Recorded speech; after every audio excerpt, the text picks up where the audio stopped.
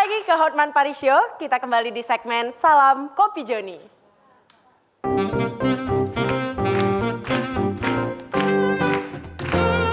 Kopi Joni.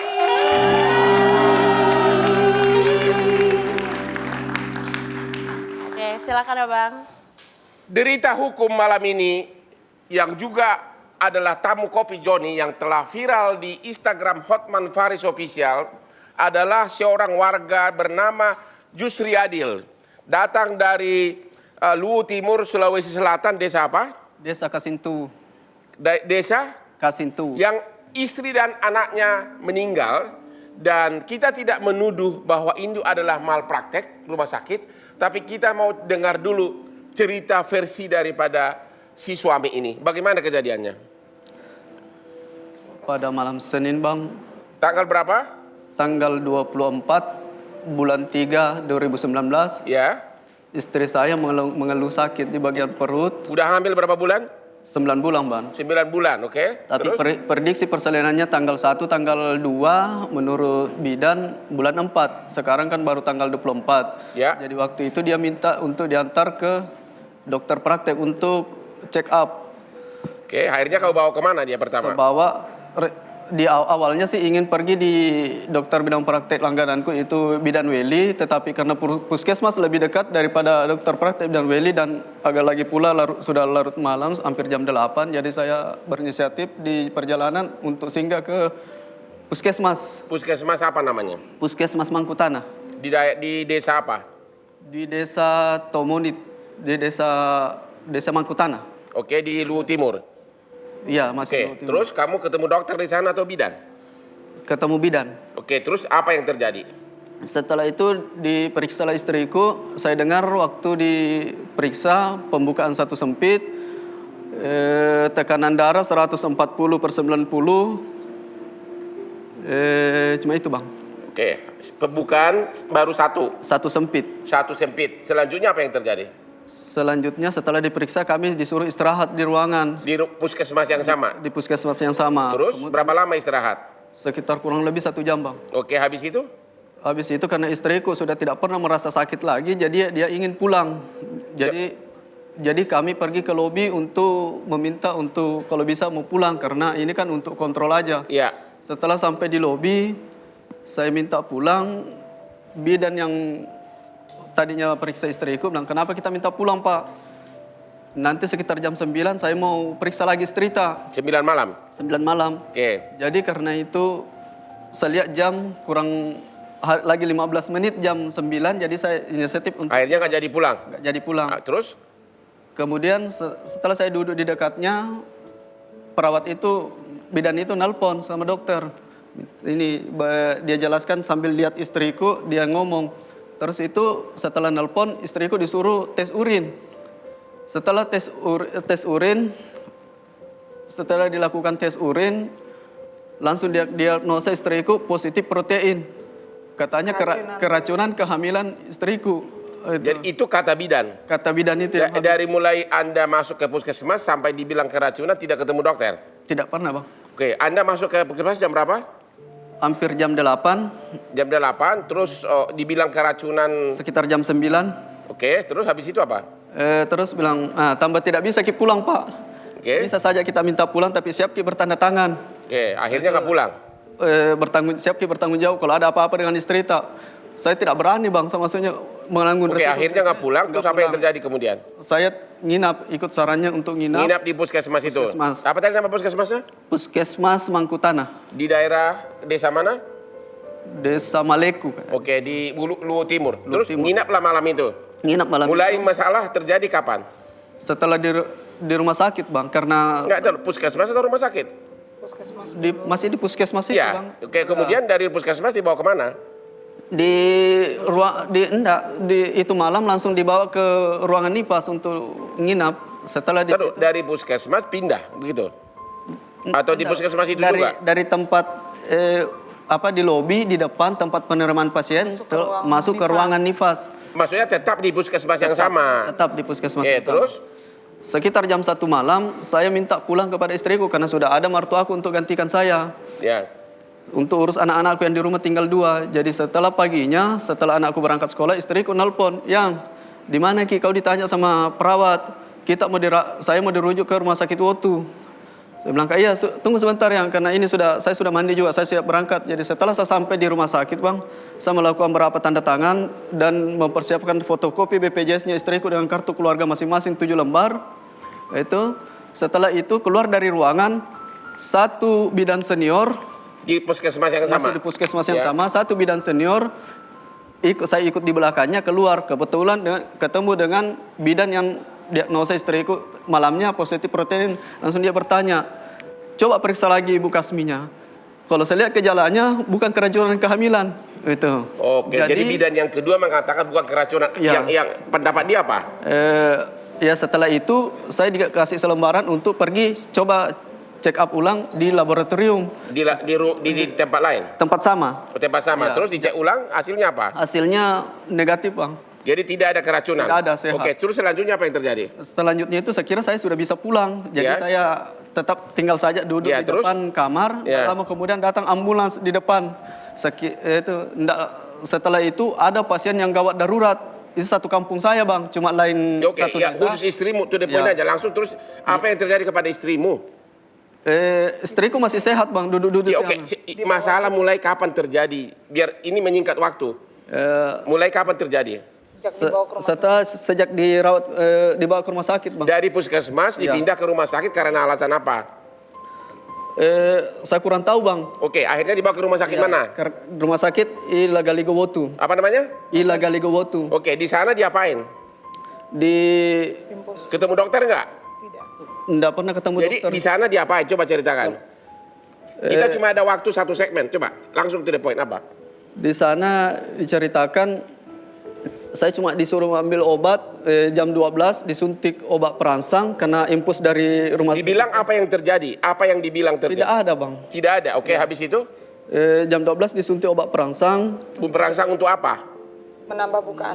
untuk Menambah bukaan. Waktu itu bukan. ya setelah itu saya dengar pembukaan 1-2 sampai pembukaan 5-6 sekitar jam 3 sore. Jam 3 sore pembukaan 5-6. Terus habis itu apa yang terjadi? Dipecahkan ketubannya, Bang. Dipecahkan ketubannya oleh bidan. Bidan ya, perawat. Oleh perawat. Dokter sudah ada yang lihat belum? Enggak pernah, Bang. Di rumah sakit mana ini?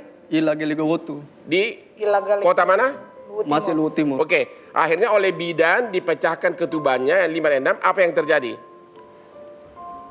Ya setelah itu istriku merasa sakit. Ya. Itu dia tidak bisa maksudnya Secara normal. Jadi walaupun dipecahkan ketubannya, Ya. tidak langsung bayi itu tidak bisa keluar dan juga tidak segera disesar gitu. Katanya kalau sudah dipecahkan ketuban, si bayi harus Lahir. segera keluar. Itu yang saya dengar dari ibu-ibu ya.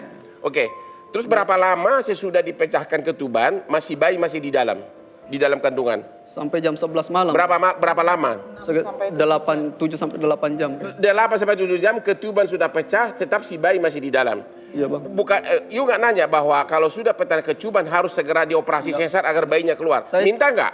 Berapa kali, Bang? Waktu jam 3 dipecahkan ketubannya saya minta karena istriku yang minta. Yang jangan kasih lahir normal, Kak. Saya tidak mampu. Minta misalnya dioperasi. Jadi saya lanjutkan perkataan istriku, bilang, "Kak Bu, kalau bisa..." Bidan bilang apa?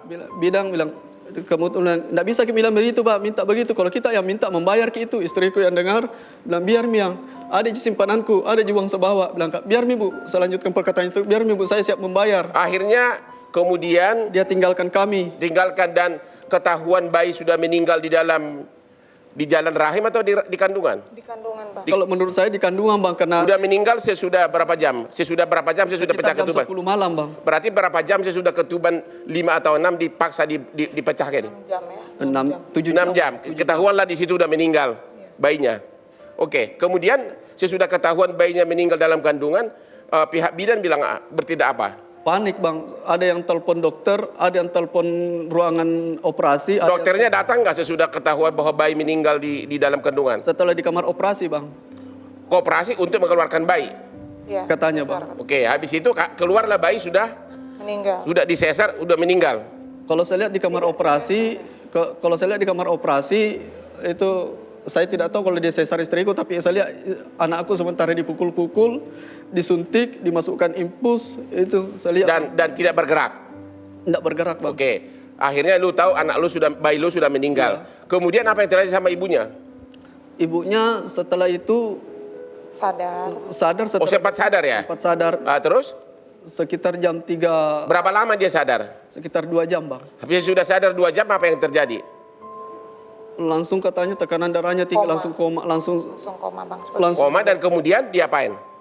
Koma, dibawa ke ruangan ICU. ICU, terus meninggal kemudian. Dipasang selang Iya, Dipasang selang, berapa lama di ICU? sampai jam 9 pagi ya. pagi. Akhirnya meninggal. Jadi meninggallah si bayi, meninggal juga istrimu, begitu? Iya, Bang. Oke. Dan dokter baru datang waktu di kamar ICU, begitu? Iya, Bang. Di kamar operasi. Operasi, oke. Terus sesudah meninggal ini, apakah you sudah pernah hubungi rumah sakit atau puskesmas yang awal? Apa yang terjadi? Apakah ini ada dugaan malpraktik atau tidak? Pernah nggak nanya? Ke rumah sakit enggak pernah, Bang.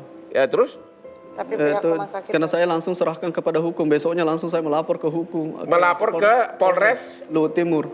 melapor di Polres Luhut Timur, Sulawesi Selatan, yaitu LP nomor SP nomor 99 tanggal 29 Maret 2019 dengan pelapor Justri Adil. Sudah ada BAP terhadap pihak rumah sakit? sudah. Sudah ada. Sudah kayak- Tapi ini karena- bulan April sudah ada kemajuan. Belum bang. Sampai bulan April, bulan Mei saya tanya cuma dijanji terus sama penyidiknya untuk gelar perkara sampai saya mengeluh kayaknya ini dulu undur terus waktunya. Jadi saya inisiatif untuk melapor ke Polda. Itu. Akhirnya kamu datang ke Kopi Joni setelah 5 bulan ya. Ini kan 8 bulan. sudah 8 bulan nggak ada kemajuan. Iya. Oke, jadi ini perlu mendapat perhatian dari Bapak. Jadi sekarang kasusnya masih di Polres Luhut Timur. Masih di Polres. Perlu mendapat perhatian dari Bapak Kapolres Luhut Timur, Sulawesi Selatan atas pengaduan dari Justri Adil tanggal 1 April 2019. Baru istriku dirujuk ke rumah sakit. Waktu itu duduk di depan, dia pegang sendiri impusnya. Oke. Sekarang begini, ada 2 upaya hukum yang bisa kamu lakukan, ya. Satu, membuat pengaduan ke Majelis Kehormatan Disiplin Kedokteran Indonesia, MKDKI. Cuma masalahnya ini di Jakarta, ya. Dan saya yakin akan membutuhkan waktu banyak bagi kamu. Dan kalaupun diduga ada bersalah, nanti kalau terbukti paling bidan atau dokternya yang terutama ini dokternya, bidan belum tahu gua kemana kalau bidan. Paling hanya dihukum kalau terbukti ya secara kode etik, misalnya 1 bulan atau dipecat. Tapi kalau kau mau menempuh upaya hukum, ya dugaan perbuatan melawan hukum, kamu segera bisa gugat perdata terhadap semua yang terlibat, yang menurut kamu terlibat, yang menurut kamu ada kaitannya. Kita tidak menjudge, kita tidak memvonis siapa yang bersalah. Tapi pergugatan perbuatan melawan hukum ke pengadilan negeri setempat, gugat dari mulai orang pertama yang terlibat dalam pengobatan ini sampai kepada rumah sakit yang terakhir. Dan kamu boleh dibenarkan oleh hukum untuk menggugat ganti rugi yang menurut kau pantas karena nyawa manusia itu tidak ada batasan nilainya. Ya, sementara kalau hanya gugat kode etik ke Majelis Kehormatan Disiplin Kedokteran, lama dan kebanyakan banyak benar mayoritas rakyat itu kalah. Apalagi kalau lawannya itu rumah sakit kaya. Ini Ibu Putri pengacara sudah sejauh mana bantuannya? Kemarin kita baru. Kuatin suaranya. Kemarin kami datang ke Kementerian Kesehatan bang dan sudah mendapatkan jawaban, sudah ditelaah oleh mereka bahwa ini ada tindak pidananya bang. Menteri Kesehatan tidak berhak menentukan tindak pidana. Kementerian Kesehatan menelaah bahwa ini ada Pendapat mereka. Ya, pendapat Ya, mereka. terus Lalu kenapa mereka tidak suratin ke Polres Luhut Timur, Sulawesi Selatan? mereka nggak mau bang. Jadi hanya ngomong doang terus Iya, nggak berani ngomong. bertindak. Iya. Halo Menteri Kesehatan, ini wargamu. Di satu pihak pejabatmu mengatakan ada dugaan pelanggaran tapi Anda tidak mau bertindak. Bagaimana itu negara ini? Ini kan warga. Menteri Kesehatan kan diangkat untuk melindungi rakyatnya. Jadi upaya hukum berikutnya apa? Akan gugat atau gimana? Akan gugat bang. Akan gugat ya. Mungkin yang harus kalian buktikan adalah salah satu, saya lihat di sini, perlu tanya karena sangat susah mencari dokter ahli. Dokter biasanya nggak mau jadi saksi ahli untuk korban.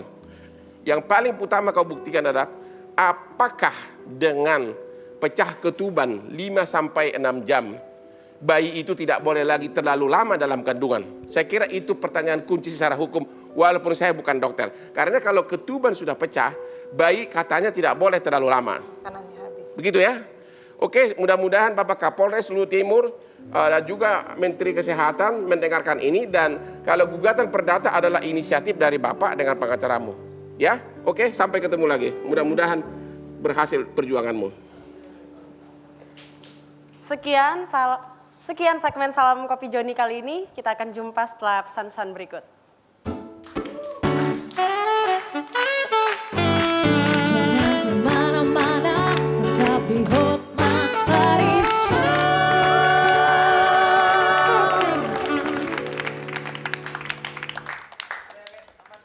Sebutkan, ini masih Mesa. Sebutkan 3 sifat BB yang paling kau benci.